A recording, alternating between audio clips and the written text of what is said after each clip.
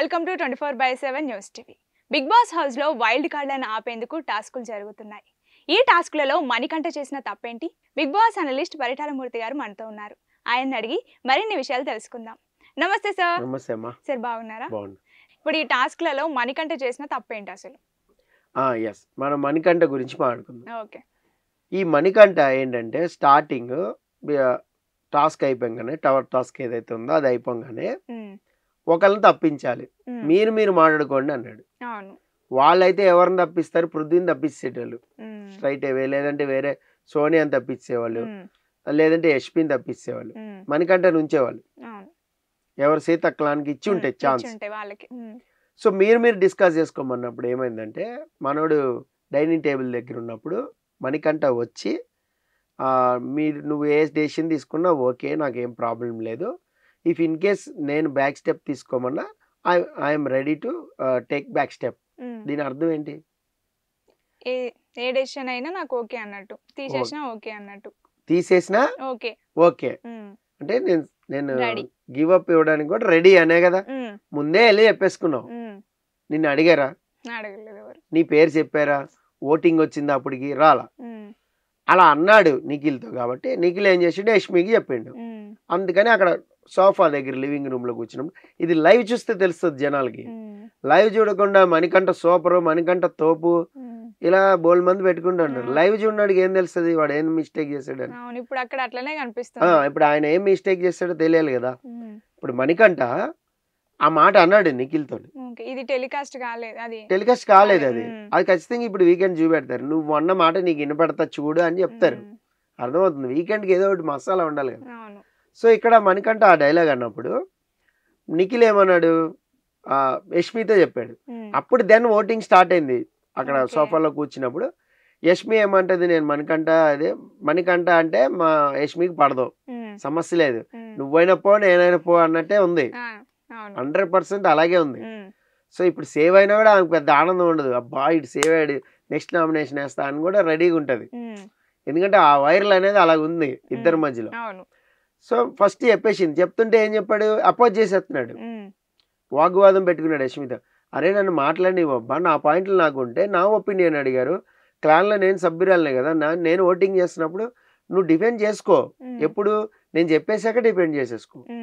ప్రతి మాటకి క్లాష్. ఇప్పుడు మీరు మాట్లాడుతున్నారు, నేను అడ్డం పడిపోయా, నేను మాట్లాడుతున్నా మీరు అడ్డం పడిపోయారు, ఇది అలాగే వెళ్ళిపోతా ఉంటుంది ప్రవాహం లాగా, ఎక్కడ కట్ కాదు. సో ఓటింగ్ అనేది చెప్పింది. తర్వాత అదే పాయింట్లో సోనియా కూడా చెప్పింది. అదే పాయింట్ మనోడు పృథ్వీ కూడా చెప్పాడు. అక్కడ మణికంఠ అన్న డైలాగ్ నేను చెప్తానండి.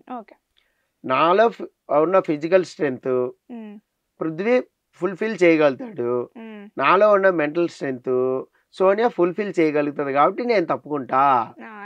నువ్వు యు అగ్రీడ్. నేను ఓకే నిఖిల్ చెప్పేసిండు. ఇప్పుడు ప్రేరణ అడిగింది హీటెడ్ ఆర్గ్యుమెంట్ లో, మీరు మణికంఠని అసలు ఎందుకు తప్పించారు అని అడిగింది. వీక్ ప్లేయర్ అనే కదా తప్పించారు, ఇప్పుడు మా టీంలో స్ట్రాంగ్ ప్లేయర్ని ఎట్లా తీసేస్తారు అనేది వాళ్ళ లాజిక్ పాయింట్. అర్థమైందా?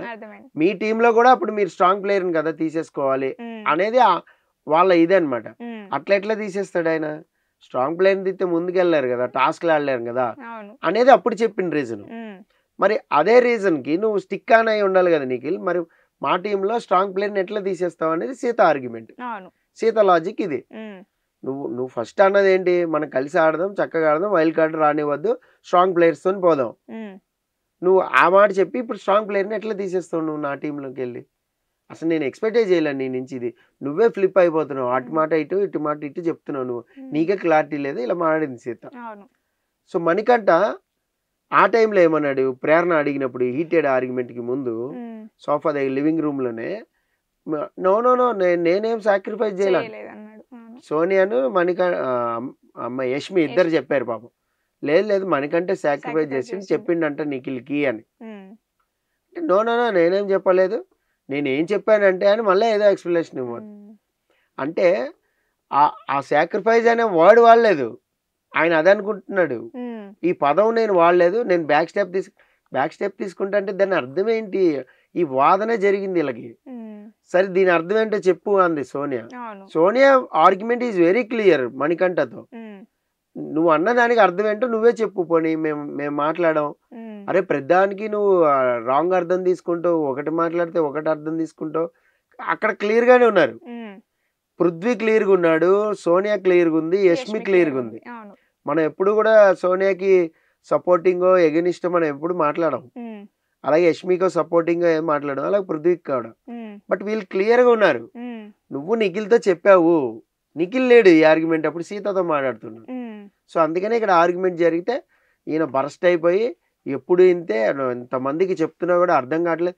ఇక్కడ ఎలా ఉంటుందంటే మనకంటది ఓవర్ ఎగ్జాస్టింగ్ అంటాం కదా, అది అయిపోతున్నాడు, ఎమోషనల్ అయిపోతున్నాడు బాగా.